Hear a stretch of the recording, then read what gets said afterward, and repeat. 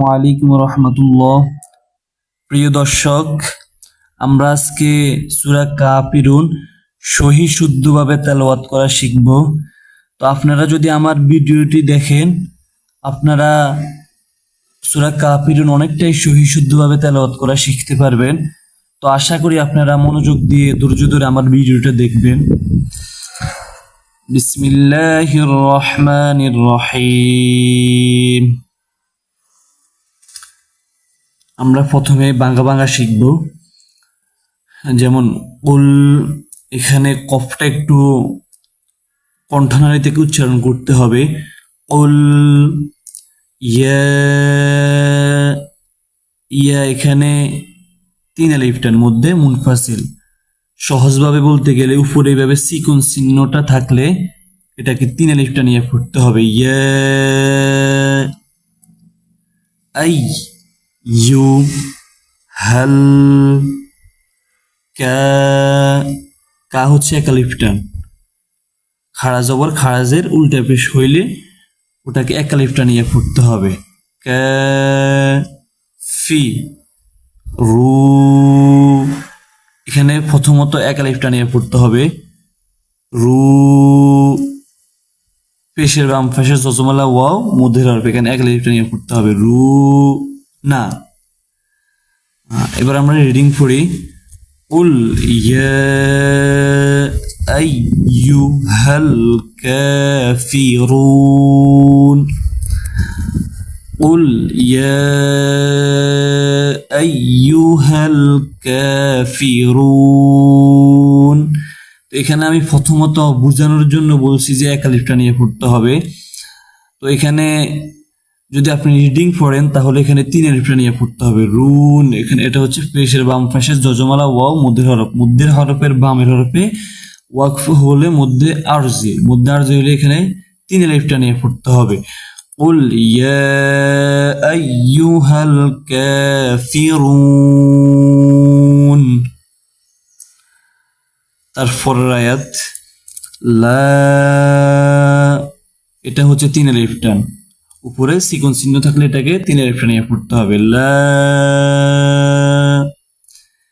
আ, আইন এটা একটু গলা থেকে উচ্চারণ করতে হবে, হলকের মধ্যখান থেকে উচ্চারণ করতে হবে। আ, বু, দু, মা, এখানে এক আলিফ টান। জবরের বাম পাশে খালি আলিফ থাকলে এক আলিফটা নিয়ে পড়তে হবে। মা, তা, তা এটা আইন, আইনকে একটু হলকের মধ্যখান থেকে উচ্চারণ করতে হবে। তা, বু, দু না। লা আ'বুদু, লা তিন আলিফটা নিয়ে পড়তে হবে। লা আ'বুদু মা তা'বুদুন। এখানে দুন, এটাকে তিন আলিফটা নিয়ে পড়তে হবে। দুন, মধ্যের হরফের বামের হরফে ওয়াকফ হইলে মধ্যে আর যে ডান দিকের হরফে তিন আলিফটা নিয়ে পড়তে হবে। তা'বুদুন, দুন এখানে তিন আলিফটা নিয়ে পড়তে হবে।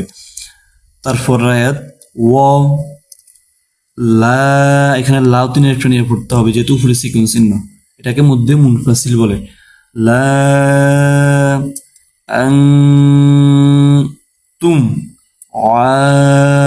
আইন, আইনের উপরে খাড়া জবর আসছে, এখানে খাড়া জবর উল্টা পেশ লিখে এক আলিফটা নিয়ে পড়তে হবে। এখানে আইনকে এক আলিফটা নিয়ে পড়তে হবে। বি, দু, দু এখানে এক আলিফটা নিয়ে পড়তে হবে। পেশের বাম পাশে যজমালা ওয়াও মধ্যের হরফ, এখানে এক আলিফটা নিয়ে পড়তে হবে। দু না। মা, এখানেও তিন আলিফটা নিয়ে পড়তে হবে উপরে চিকন চিহ্ন। মা আ বু দু। ওয়ালা আনতুম আবিদুনা মা আ'বুদ, এখানে ওয়াকফ করলে হবে আ'বুদে, আর যদি ওয়াকফ না করি তাহলে হবে আ'বুদু, পরায়াত পড়ব। এখানে আমরা পড়ব আ'বুদ। ওয়ালা আনতুম আবিদুনা মা আ'বুদ। তারপর আয়াত ওয়া লা, লা এখানে তিন আলিফ মধ্যে মুনফাসিল, তিন আলিফ নিয়ে পড়তে হবে। আ না, না এখানে এক আলিফটা নিয়ে পড়তে হবে, কিন্তু এখানে এক আলিফটা নিয়ে পড়ার নিয়ম, কিন্তু এই সূরাতে পড়া যাবে না, এখানে এক আলিফটা নিয়ে পড়া যাবে না। আনা আইনকে এক আলিফটা নিয়ে পড়তে হবে, জবরের বাম পাশে খালি আলিফ, খালি আলিফ থাকলে এক আলিফটা নিয়ে পড়তে হবে। বি দুম, দুম এখানে একটা গুন্না আছে, এখানে একটা গুন্না করিয়ে পড়তে হবে, এটাকে বলা হয় ইদগামে বা গুন্না। দুম, মাকে এক আলিফটা নিয়ে পড়তে হবে, জবরের বাম পাশে খালি আলিফ মধ্যে হরফ। মা বাত তুম, এখানে জজমালা দাল এটা হবে না, বাজাই তাকে ধরবে।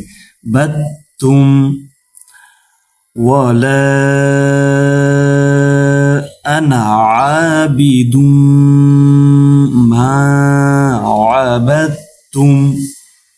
তারপর আয়াত ওয়ালা, ওয়ালা তিন আলিফটা নিয়ে পড়তে হবে। আং, এখানে একটা গুন্না আছে, এটাকে বলা হয় ইকবার গুন্না। আং তুম,